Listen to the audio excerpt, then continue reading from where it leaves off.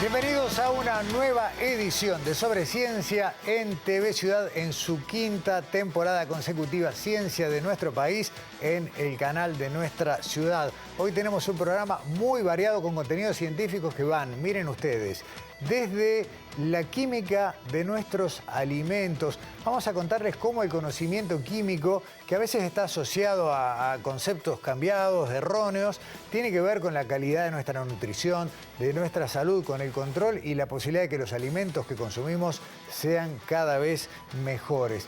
Vamos a hablar de los habitantes de muchos espacios de nuestra ciudad que antes no veíamos. Llegaron no hace mucho los gavilanes a Montevideo y a algunas de las principales ciudades de nuestro país. ¿Qué sabemos? ¿Qué nos puede contar la ciencia acerca de estos que podemos decir los nuevos vecinos de nuestros espacios urbanos? Y todo sobre la bioinformática, una rama del conocimiento que está en pleno desarrollo en nuestro país y sobre la cual sabemos realmente muy poco y queremos conocer algo más. Todo esto en la edición de hoy que arranca, como es habitual, con el salpicón de las principales noticias científicas.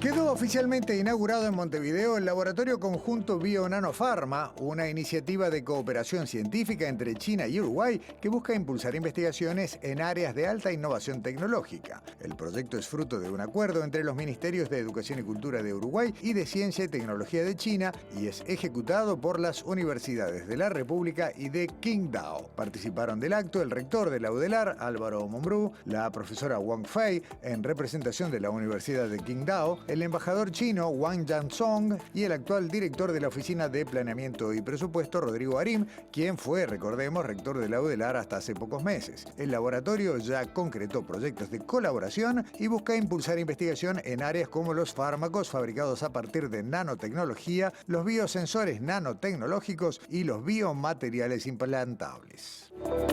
El Planetario de Montevideo ya ofrece su programación de otoño con 4 propuestas para toda la familia. Para celebrar el aniversario del planetario, una de las propuestas se llama 70 años bajo las estrellas, que se puede ver los viernes a las 19 horas y los sábados y domingos a las 18. Luego, solo sábados y domingos a las 15, se presenta una función que analiza la relación entre la astronomía y la arqueología maya. A las 16 se puede conocer más sobre el cielo que nos acompaña en otoño, las constelaciones y demás particularidades, y a las 17 horas el planetario invita a viajar a conocer mundos lejanos. Todas las funciones son gratuitas y se reservan solo vía web en la página que figura en pantalla. Solamente se pueden reservar localidades para la semana en curso.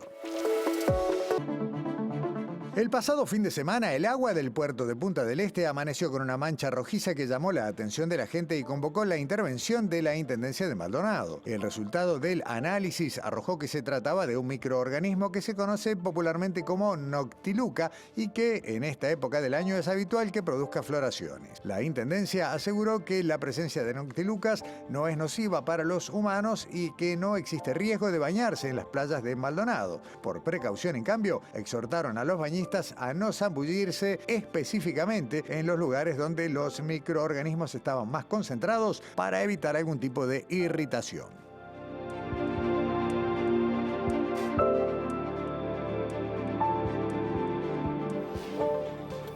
Bueno, les prometimos en el arranque que íbamos a asomarnos un poco más a una rama del conocimiento que tal vez hayamos escuchado nombrar, pero que realmente conocemos poco y nada. Y la propuesta de Daniela Hirschfeld es contarnos todo sobre la bioinformática. ¿Cómo andás, Daniela? Todo. Esa es la promesa, ¿no? Incumplida seguramente. No, bueno, pero un montón. Un montón sobre la informática. Tenemos que cambiar el nombre del informe.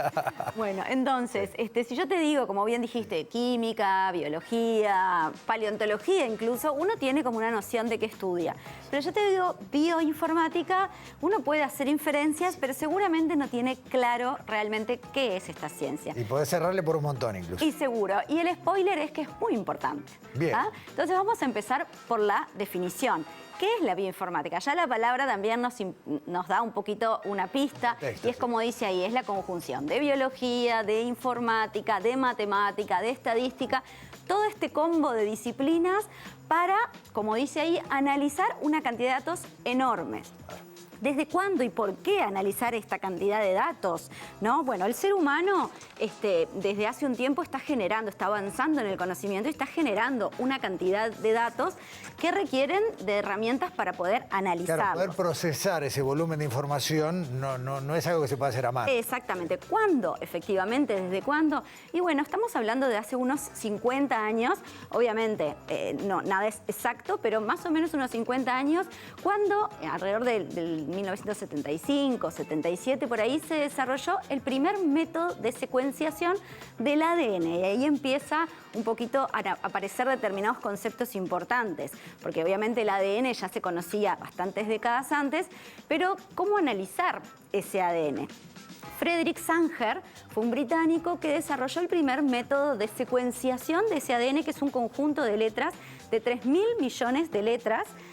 Letras es una forma de decir, ¿no? Son moléculas que cada una identificada con una letra, que tienen una posición y una forma de combinación adecuadas, y esa lectura te hace entender qué información tiene el genoma. Es como se dice, el genoma es como un libro de instrucciones de la vida. 3.000 millones de posiciones, ahí uno tiene claro que no lo puede hacer una persona ni un grupo de personas. Se hacía analógicamente hasta este primer método de Sanger, pero por supuesto, valga la redundancia, era muy analógico. Era lo primero que se hacía. Se podían analizar fragmentos, pero no las 3.000 millones de letras seguidas. Por supuesto, eso fue como un desafío a nivel de la humanidad. Entonces surgió el proyecto en 1990, el proyecto Genoma Humano. Fue una gran conjunción de investigadores de todo el mundo con muchísimo dinero, de hecho 3.000 millones de dólares, $1 por letra, claro. Que durante 15 años con computadoras súper potentes se abocaron a decir, vamos a leer un genoma humano completo. ¿Ah? Ese resultado 15 años después fue lo que surgió en el 2000, cuando se hizo aquel anuncio tan con bombos y platillos de que se tenía el primer borrador del genoma humano. Y por borrador justamente era eso, era el primer acercamiento. El completo o lo más completo que se pudo tener el genoma humano fue en el 2003, donde se decía que se había completado la lectura del genoma humano. Como vimos, casi 50 años, bueno, hasta hoy, para, bueno, cómo gestionamos esta cantidad de datos que hemos generado, ¿no? Entonces, hoy la protagonista es la bioinformática, porque justamente es la ciencia que nos está ayudando a poder leer, poder interpretar esta cantidad de datos para sacar conclusiones. O sea, no es lo mismo leer letra por letra que una máquina lo haga, ¿no? Entonces, vamos a acercarnos a esto. Dijimos que era la definición más conceptual, pero ahora vamos a escuchar a Luisa Berná, investigadora y bioinformática uruguaya, que nos va a contar en este breve tape qué es la bioinformática y qué nos permite hacer. A ver.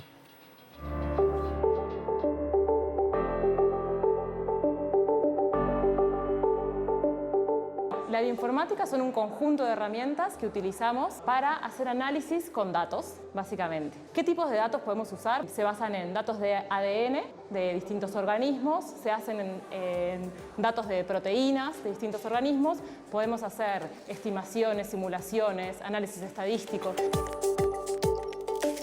La bioinformática surge como una nueva disciplina con una necesidad de la biología cuando empezamos a tener datos de secuenciaciones. Ahí surge la bioinformática y es una intersección de utilizar la computadora, de todas las herramientas informáticas y de toda la información de la biología, de organismos, de ADN, de proteínas, y la bioinformática surge como una intersección.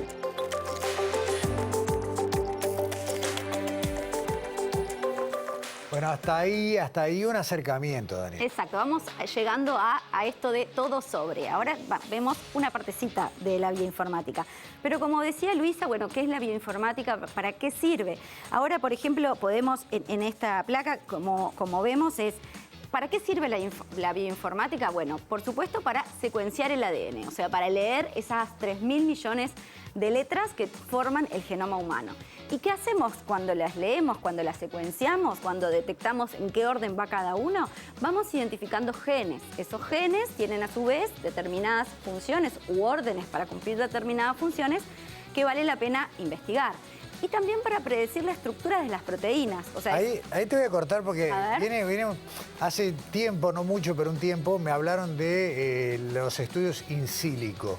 Y me tuvieron que explicar qué era. Claro, es lo que esta aplicación de la bioinformática permite adelantar muchísimo tiempo lo que de otra manera habría que probarlo in vitro. Exacto. Lo cual demora un montón. En cambio, acá se simula. En esto de las palabras técnicas, sí. In silico es en computadora, Claro, claro. In vivo es en un ser humano, Claro. y in vitro es en el laboratorio, a veces en células o en determinados contextos. Entonces, acá, como bien dijiste, esto es in silico.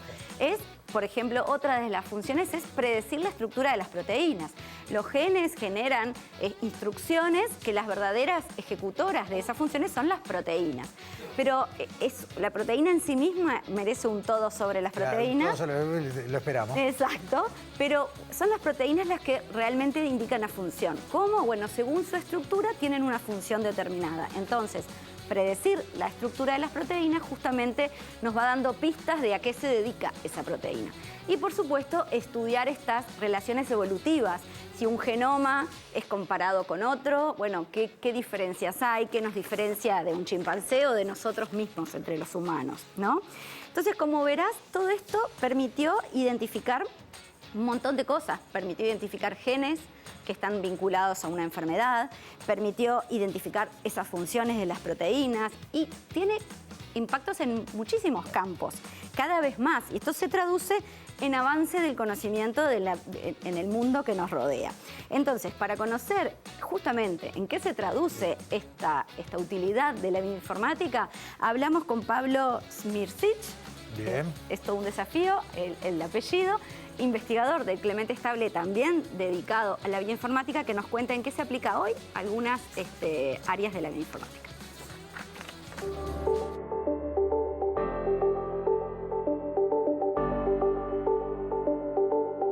El día de hoy la bioinformática ha permeado casi que todas las áreas de la biología. Esto, digamos, se refleja en que casi todas las instituciones tienen gente hoy en día formada y especializada en trabajo de in silico, digamos, en la computadora, intentando contestar preguntas, o sea, encontrando respuestas a preguntas biológicas. La bioinformática tiene muchísimas aplicaciones, por ejemplo, en el campo de la medicina, es un ejemplo bien característico en donde hoy nosotros posiblemente hayan escuchado hablar acerca de la medicina personalizada, medicina de precisión se le dice también, en donde ya sean las drogas o los tratamientos que se le ofrecen a los pacientes tienen que ver con su background genético, por ejemplo. Eso requiere de análisis masivos a nivel de ADN, los cuales generan una cantidad enorme de datos que hay que interpretar. Por ejemplo, hoy en día la inteligencia artificial está ayudando a interpretar esas correlaciones que hay entre determinadas características genéticas y respuesta a drogas, respuesta a tratamientos. También hablando de medicina, el desarrollo de drogas, de nuevos fármacos, está siendo muy impactado por la bioinformática. Por ejemplo, la caracterización de cómo pequeñas moléculas, que son normalmente las drogas, interaccionan con biomoléculas como las proteínas, se puede modelar en la computadora. Y uno puede predecir cómo una biomolécula interacciona con una droga, por ejemplo. Si esa interacción va a ser buena, si esa interacción va a producir algún efecto en la actividad de la proteína. ¿Por qué esto es importante? Porque muchas drogas actúan de esa manera, se unen a proteínas, inhibiendo, por ejemplo, su función. Lo bueno, Daniela, no solo es que vas avanzando en la explicación, sino que también vamos recorriendo distintos lugares en los que se investiga en nuestro país y que tienen que ver con la aplicación de la bioinformática. Por supuesto, y vemos cómo se ramifica, ¿no? Medicina personalizada, desarrollo de fármacos, incluso también en el campo agronómico, ¿no? El desarrollo de cultivos, ¿no? Todo este tipo de aplicaciones que van muchísimo más allá y que van rompiendo fronteras. Pero por supuesto la bioinformática no es algo ajeno, no es algo que sucede en el primer mundo, mundo, ni es algo tan caro como antes, ¿no? La bioinformática y la genómica, que es el estudio del genoma, han ido avanzando. Y hoy no solamente hace mucho tiempo que es posible hacerla en Uruguay, sino que aquello que alguna vez salió 3.000 millones de dólares y demoró 15 años con supercomputadoras, hoy se hace por menos de $1.000 de un día para el otro en cualquier laboratorio casi que del mundo, ¿no? Entonces, ese es el cambio que ha tenido la bioinformática y obviamente la genómica en este tiempo, porque en Uruguay se hace. Entonces, ¿qué pasa en Uruguay con la bioinformática? Así como hablamos de Sanger en los 70, en los 80 ya en Uruguay había como un grupo de personas dedicadas a la bioinformática que venían de diferentes disciplinas. Hay muchos científicos de esa época que todavía están en actividad, obviamente ya directamente transformados en bioinformáticos, pero hoy hay un núcleo que justamente por eso tiene que ver esta nota, que se están agrupando en la Sociedad Uruguaya de Bioinformática.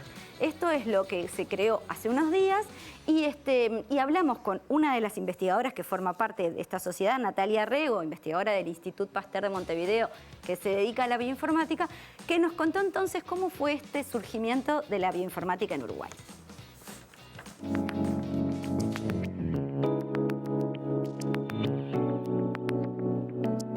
A principios de los 2000 había cursos de genómica evolutiva y otras herramientas bioinformáticas que estaban enfocados a estudiantes de finalización de grado y posgrado, en los cuales participé y me entrené.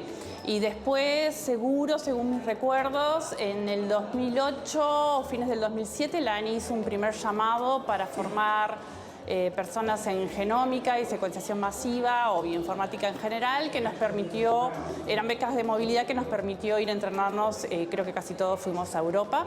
Y bueno, eso es un poco lo que nos ayudó a un núcleo de 20, 30 personas que empezamos a formarnos y ahora actualmente supongo que estamos más en unos 80, 90 personas que están vinculadas a esta área.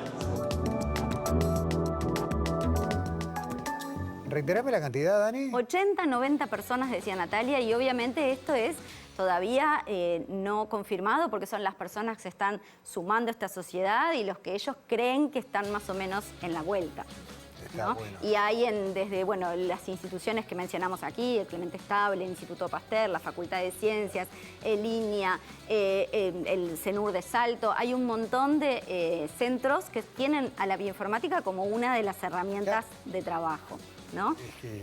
Hoy no puede. Aparte, hay cortito, pero llama la atención. Yo no recuerdo si esto ya lo contamos. Uno entra a los laboratorios y ve computadoras gamers, sí, ¿no? Con algunos colores, con algo que uno espera ver acompañado a un adolescente jugando con un juego de moda. Exacto. Y en realidad son las computadoras que tienen la mayor capacidad de procesamiento, digamos, la mejor relación costo-procesamiento, y que son herramientas clave. Tal cual, sí, es la herramienta de trabajo. Algunos la tienen un poquito más tuneada, claro, pero básicamente es la herramienta de trabajo. Pero bueno, para terminar este informe, lo que quisimos conversar con las personas que integran estos grupos es, bueno, ¿por qué, si ya tiene un tiempo la bioinformática en Uruguay, ahora está esta idea de crear la sociedad de bioinformática? No es la primera sociedad, hay sociedades que agrupan disciplinas de ciencia, muchas en Uruguay, pero bueno, esta es la más nueva, si podemos decir de algún modo. Entonces hablamos con Silvia Garaycochea, justamente investigadora de línea del Instituto Nacional de Investigación Agropecuaria, que nos contó entonces cuál es el objetivo de por qué crear esta sociedad.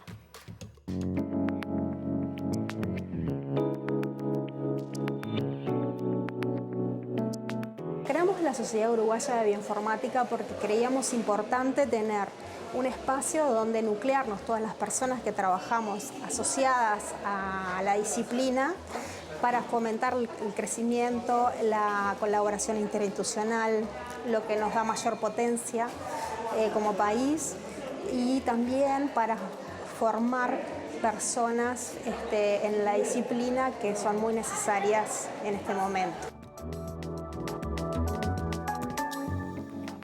Quedó conformada la sociedad entonces, el grupo de gente que, como decís vos, estos 80, 90 son esta primera parte fundacional, seguramente hay más. Exacto, y como bien decía Silvia, es para para agruparse, para fortalecerse, ¿no? Y a su vez para seguir formándose, como decía Natalia en el video anterior, esa apuesta que alguna vez tuvo Ani para formar a este primer grupo, tiene que repetirse porque es una ciencia que está continuamente en evolución, como todas, pero como está asociada a la tecnología, y la tecnología avanza, ya sabemos cómo, es siempre importante estar ayornados.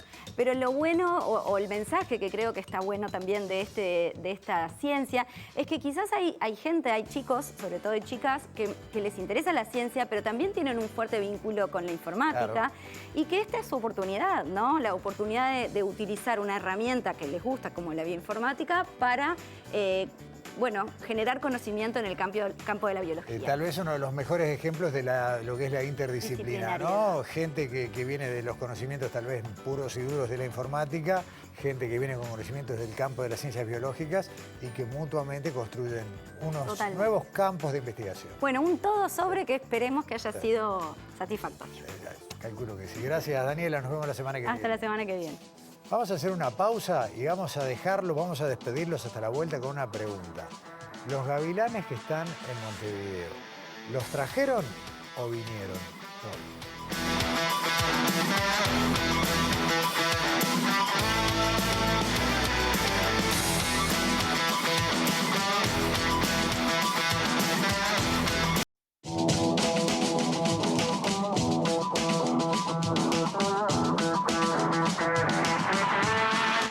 Presenta Casmu. Afiliate llamando al 1444 o en casmu.com.uy. Casmu, nos une la vida. Los escuchamos, los vemos, más de una vez nos llaman la atención y sobre todo nos atrae la idea de que hace un tiempo no eran habitantes de los mismos espacios en los que estamos nosotros, por lo menos aquí en Montevideo. Estamos hablando de las aves rapaces que en nuestras plazas, espacios abiertos, verdes, vemos cada vez con más frecuencia y sobre todo escuchamos. Bueno, no quiero decir más nada porque casi todo está en este informe que arranca con esta introducción de Alexandra Perroni.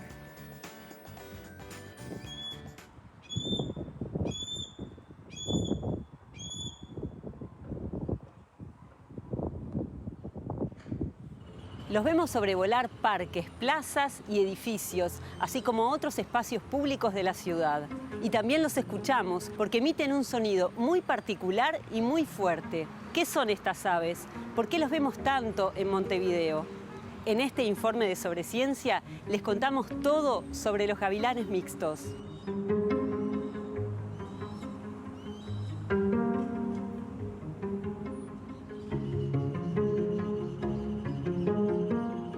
El gavilán mixto genéricamente es un ave rapaz. Las rapaces son aves dedicadas a la rapiña. Hay rapaces diurnas y nocturnas. Y son rapaces tanto las águilas como los búhos, por ejemplo. ¿Por qué vino el gavilán mixto a Montevideo? Algunos individuos llegaron marginalmente y ellos van detrás de sus presas a rapiñarlas. Por eso son rapaces. Entonces, como yo les contaba, una gran población de presas acá, palomas, cotorras, de distinto tipo de aves les sirven de alimentación, así como algunos ejemplares, por ejemplo en la zona del Miguelete van sobre ratas, mismo en el jardín botánico cazan ratas, y en la costa, porque ellos ya han sabido al llegar a la ciudad, en verdad la especie es un ave de espacios abiertos arbolados, pero llegó a la ciudad, y estos de la ciudad no leyeron el libro que decía que ellos sean de espacios abiertos arbolados, entonces ahora son de edificios altos con parques al lado, son de costa, porque en la costa encuentran carroña, a ellos les sirve también la carroña de peces, encuentran ratas también. En la Rambla de Montevideo es infaltable, en las luminarias. Cada tanto, siguiendo toda la línea de espacios verdes de la costa, es infaltable. Frente a la Escuela Naval en Carrasco, por ejemplo, hay 2 o 3 parejas ya querenciadas ahí, que anidan en residencias más atrás, para el lado del Parque Rivera o ahí, en residencias de Carrasco, y ellos cazan tucutucus en el cantero central de la Rambla, porque hay una población de tucutucu ahí, aquerenciada, o si no en las dunas de la playa Carrasco, y están ahí tranquilamente.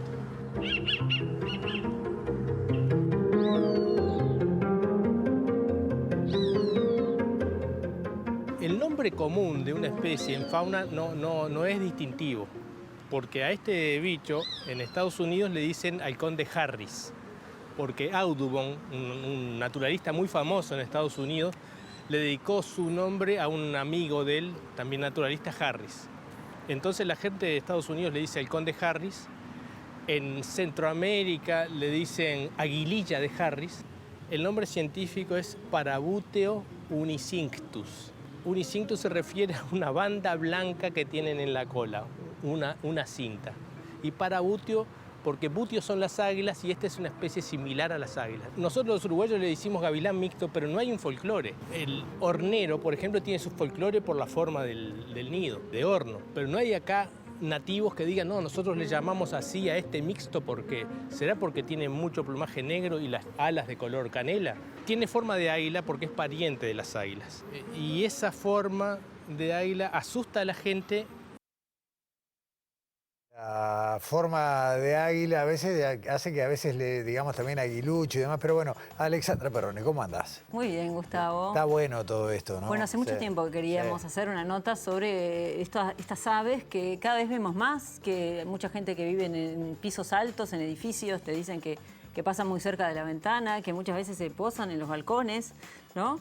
Y bueno, para eso fuimos a consultarle a Jorge Luis Cravino, que él fue exdirector de Fauna desde 1992 al 2021, que primero estaba en el Ministerio de Ganadería, Agricultura y Pesca y luego en el Ministerio de Ambiente. Bien.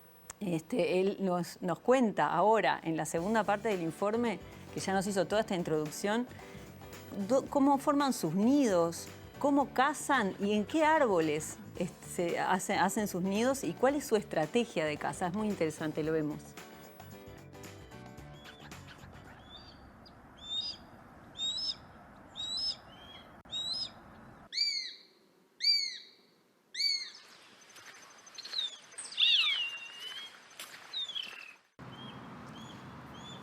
Bueno, estos bichos que se sienten ahí, este es uno de los gritos más característicos, es una llamada de contacto bien aguda, fina, que le mete un poco de miedo a la gente.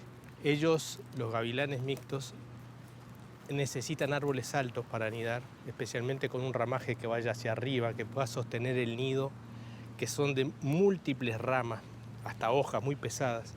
Y son plataformas que ellos pueden acondicionar año a año, cosa que la estructura se va sumando y termina en un alto enorme de ramas y un peso descomunal. Por esos árboles tienen que sostener fuertes. En este caso estamos en araucarias que no son nativas, pero que le han servido de mucho, no solo para nido. Ellos necesitan sitios altos para vigilar su territorio de caza, como lo que se dice oteadero, y para montar su nido.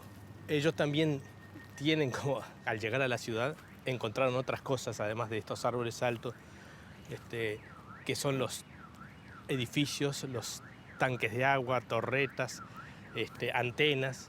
Todo eso le ha servido. Entonces van a ver en múltiples sitios en la ciudad parados a ellos vigilando todo su territorio.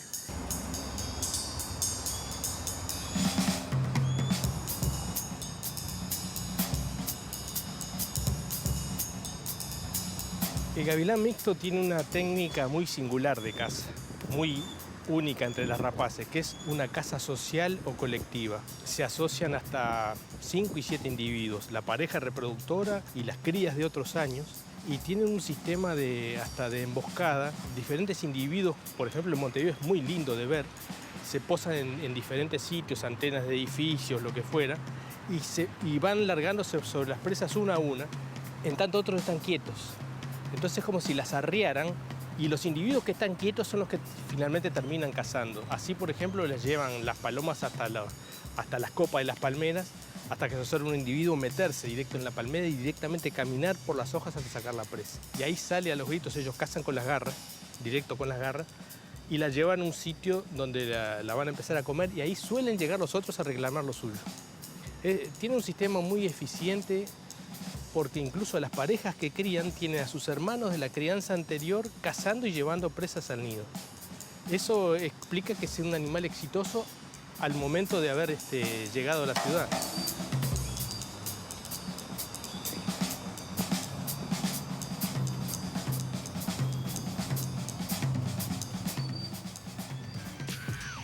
Yo me detengo en esto, Alexandra, y es que somos testigos en estos años de un cambio de la naturaleza, ¿no? Una especie que no era urbana, o por lo menos no en esta ciudad, ha ido llegando y bueno, hoy es tan común de verla que todavía queda esa pregunta que yo hice al ir a la tanda, ¿vienen o los trajeron?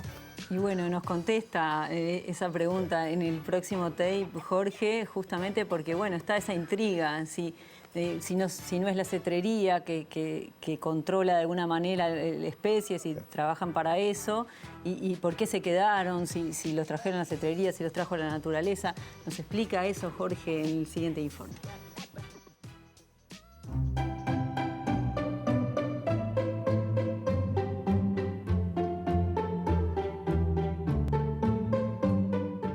Es casi un matriarcado. Las hembras son más grandes que los machos y la vida se centra en esa hembra, como en algunas civilizaciones antiguas pasaba. Son más grandes, son más potentes. Por ejemplo, una hembra puede llegar a pesar kilo y medio y el macho 700 gramos, una cosa así. Una diferencia muy marcada. El gavilán mixto llegó por las suyas a la ciudad. No los trajeron los cetreros. Yo digo cetreros y la gente dice, ¿qué son los cetreros? La cetrería es un arte milenario de usar aves rapaces para actividades de caza, de presas, ¿no? Para divertimento de su propietario. Y pasaron los años y esa actividad que inició quizás en Arabia, ahora es una actividad comercial o de servicios para ir sobre problemas de daños por plagas. Pero la cetrería no puede llevar una pareja de gavilanes, dejarlas en un sitio y afincarla. Solo la naturaleza lo puede hacer.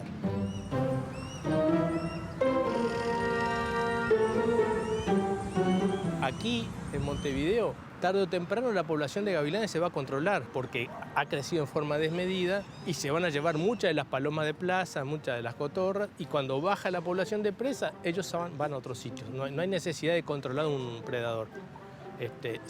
Ellos van a controlar la presa y se van a ir cuando ya no sea rentable volar tanto para agarrar una. Hoy por hoy es un supermercado esto, consiguen lo que quieren.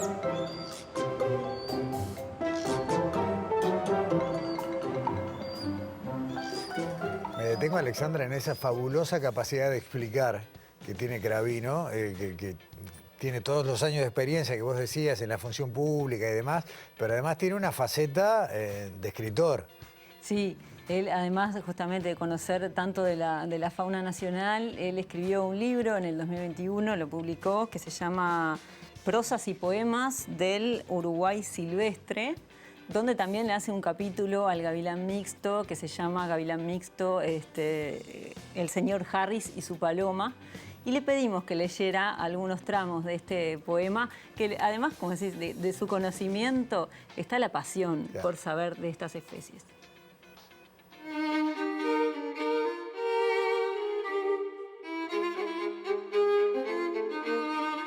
Otro que vino migrando del campo a la ciudad en un proceso de años no muy claro de contar. ¿Se habrán ido sus palomas y otras presas del lugar? Pues ha decidido mudarse y cambiar de vecindad. Vecino montevideano cada vez en más esquinas, pasó a ser casi habitual donde antes no le veían.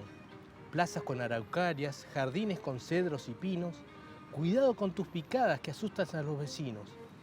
Iglesias, tanques de agua, repisas en edificios. Te juzgan en la ciudad. ¿Qué declararás en juicio? Pienso que hay muchas palomas, luego existo. Te dicen al conde Harris y aquí gavilán mixto. Hoy.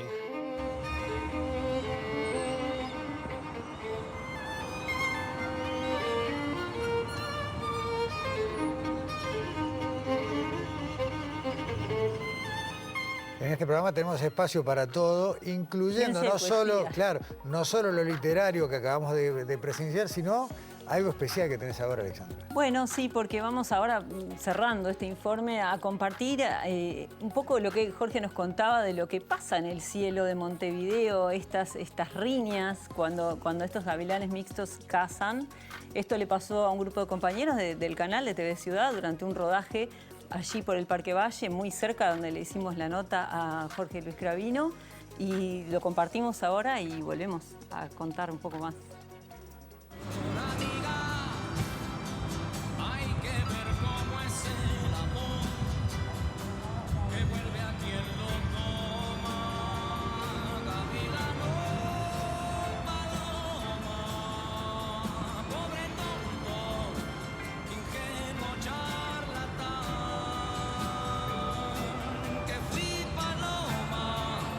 por querer ser gavilán.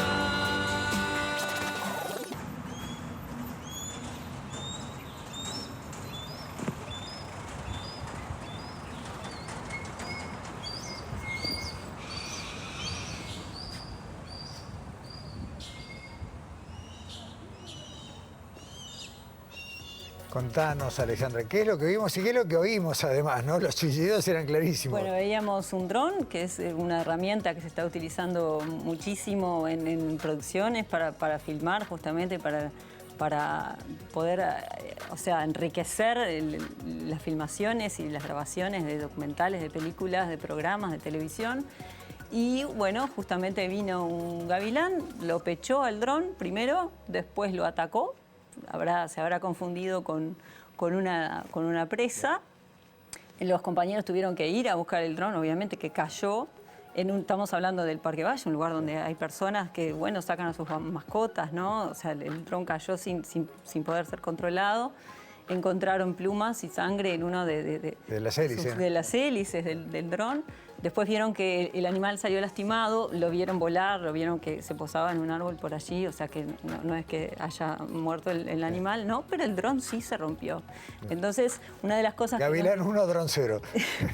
Una de las cosas que nos decía Jorge, y es que estaría bueno poder señalar los lugares donde hay nidos de gavilanes, ¿no? Porque justamente pueden pasar estas cosas. Y también a las personas, justamente también a los aficionados que usan drones, que tengan en cuenta que esto puede pasar, porque nos contaban los compañeros que cuando hay un dron filmando, la mayoría de las aves se alejan. Claro. Pero parece que los gavilanes mixtos no se alejan, así que bueno, a tener cuidado con eso. El combate por el control de los cielos, ¿no? Un capítulo no sé cuánto, lo que acabamos de ver, y bueno, si bien el gavilán no se lo ve, se lo oye clarito y sobre todo el ataque y el dron que queda. Sí, claro, además, ¿no? Sí. Más allá de que haya una cartelería, como nos decía Jorge Luis Cravino, que es importante que sí exista, está esto de que los vemos y los escuchamos principalmente, ¿no? Gracias, Alexandra. Nos vamos volando a la tanda. Nos vemos la semana que viene. Hasta la semana que viene. Pausa, ya volvemos. Vamos a hablar a la vuelta de química y alimentación.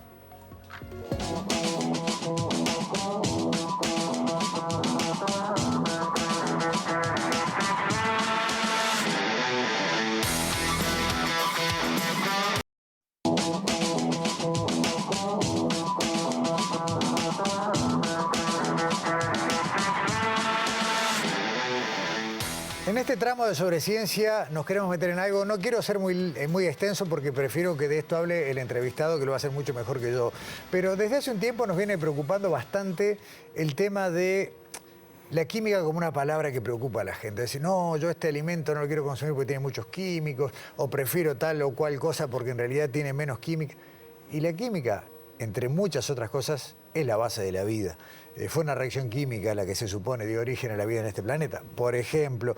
Entonces, queríamos hablar de química y de alimentos, pero desde ese lugar virtuoso. Le agradecemos mucho a Luis Alberto Panisolo, docente de Facultad de Química del Departamento de Ciencia y Tecnología de los Alimentos, que nos acompañe para hablar de esto. Bienvenido.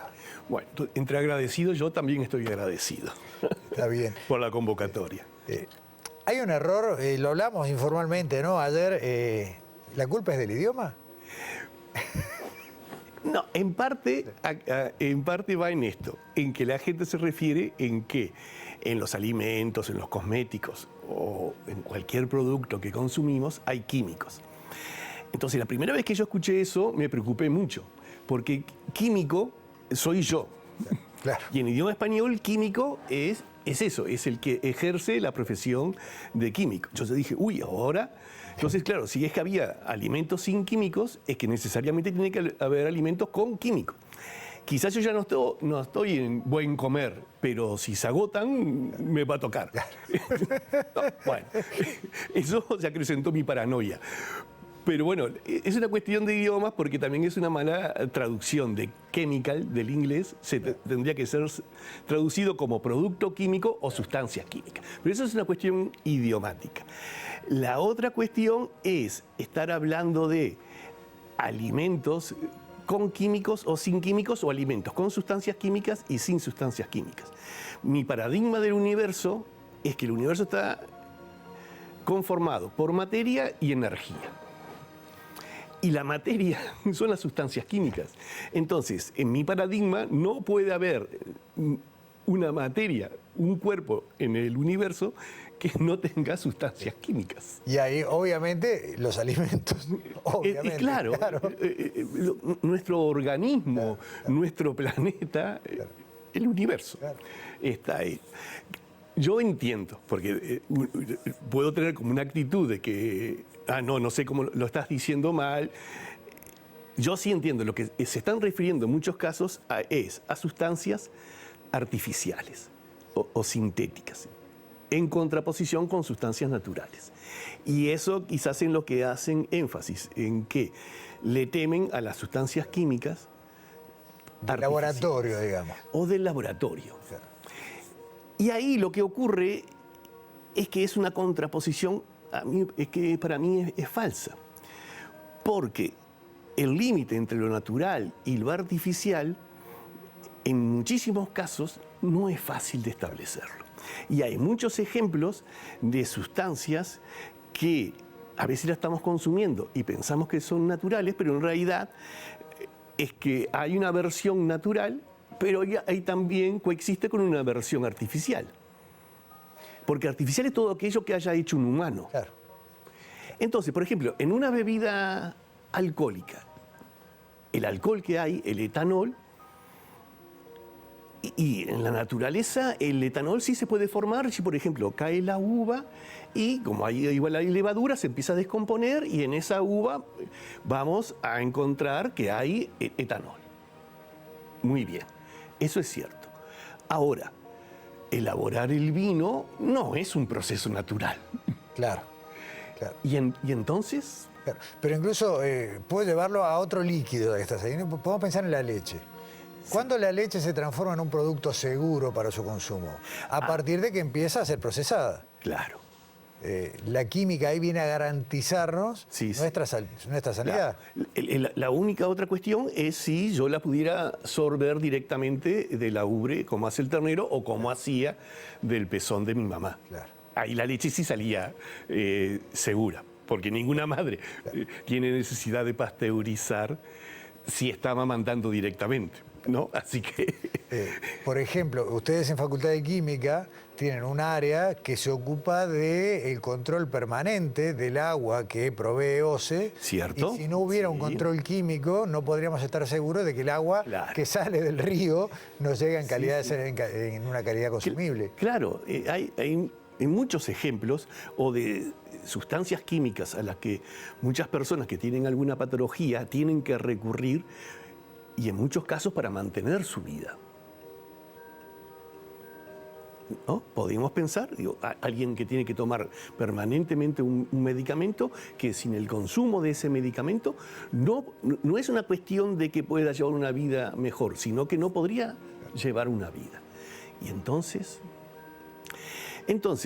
la cuestión es que ¿las sustancias químicas son inocuas? No. Las sustancias químicas tienen ciertos riesgos. Algunas los tienen más y otras los tienen menos. Pero lo que realmente hay que entender es que más que un riesgo intrínseco, también va a depender de la dosis. Claro. Ya Paracelso nos lo dijo hace muchos años. Todo es veneno, nada es veneno.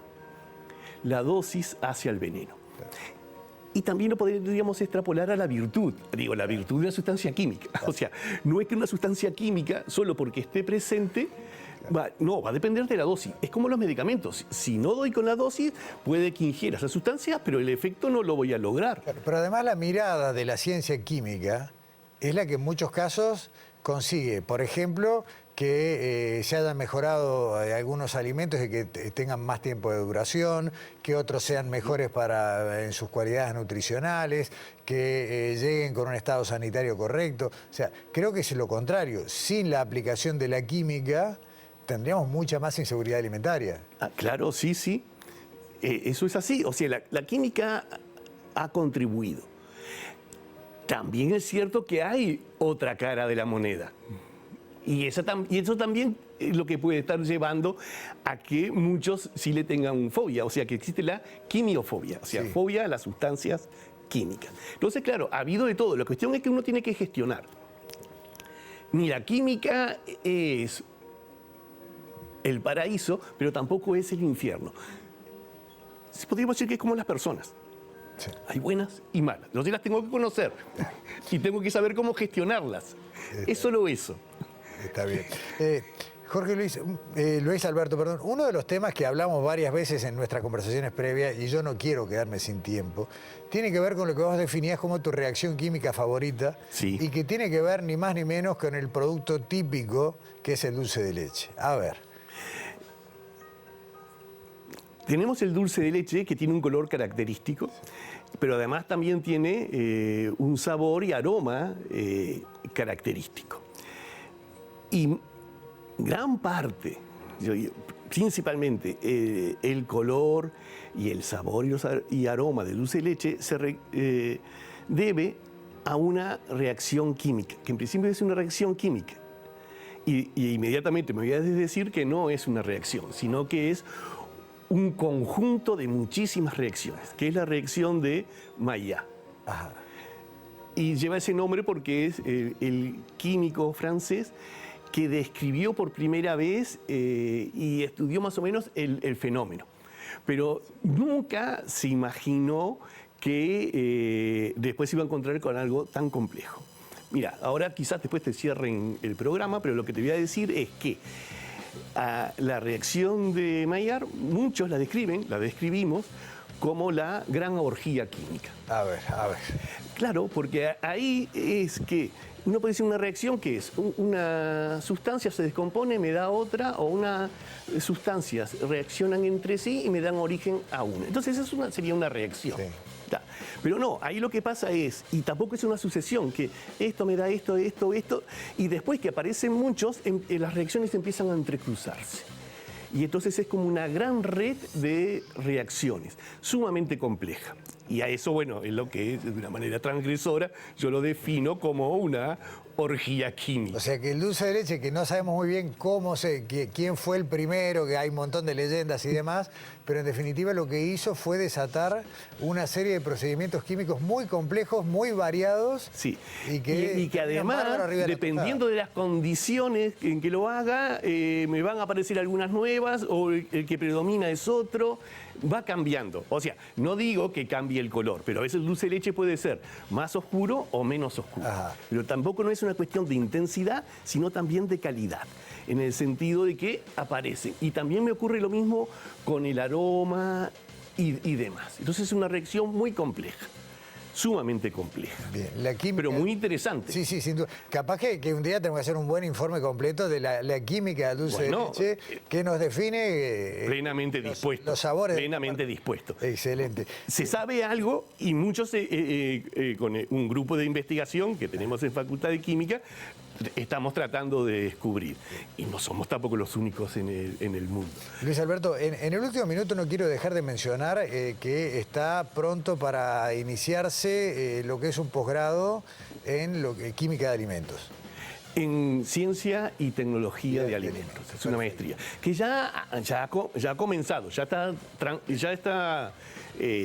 tiene hasta algunos egresados. Bien, pero el ciclo de este año está por arrancar. Ya comenzó en marzo, pero vamos a ver, o sea, después sí es factible ir incorporándose en cualquier momento. Ok. Esa es la ventaja que tiene. Es una maestría que está destinada a quienes tengan grados, que pueden ser ingenierías o licenciaturas, y que a su vez en su formación hayan tenido un conocimiento sobre alimentos. O a su vez también estén ya trabajando en alimentos. Hay una subcomisión que se encarga de evaluar y se ve. Ingenieros alimentarios obviamente que ya incorporarían. Pero después otras profesiones como ingenieros químicos, químicos farmacéuticos, licenciados en bioquímica, muchos otros también se han capacitado. Entonces a veces ahí también, según su historia, se le dice, no, tendrías que hacer estas asignaturas. Y en muchos casos después pueden hacer la asignatura que vayan eligiendo. Para eso tienen un tutor académico que los va guiando, una especie de virgen. Todo esto cobijado en Facultad de Química. Y Facultad de Ingeniería son los dos servicios que la gestionan. Buenísimo. Luis Alberto, voy a aprovechar tu presencia para contar, primero el presente por acompañarnos, pero te voy a contar de qué se trata. Ística Objetos, esto rápidamente quiero contar, elaboró las tazas especiales por la 5ª temporada de Sobre Ciencia. Estos son objetos especialmente diseñados para quienes nos visitan aquí en estudios y tienen, bueno, además de una simbología vinculada al proceso de investigación científica, el recordatorio de que en definitiva estamos transitando 5 años seguidos de ciencia en TV Ciudad y bueno, allí te llevas una y estaremos entregando al todo el año. Muchas gracias. ¿Este es el estreno del obsequio de las tazas? ¿Perdón? ¿Este es el estreno? Este es el estreno, es la primera de este año, así que y le agradecemos a es Ística. un hito, hay que participar en un hito, me emociona. Se lleva usted la primera. Luis Alberto Panizzolo, muchas gracias por acompañarnos y bueno, nos vemos. Gracias a ustedes por permitirme acompañarlos. Nos vemos. Cerramos esta edición de Sobre Ciencia y nos vemos acá en TV Ciudad la semana que viene.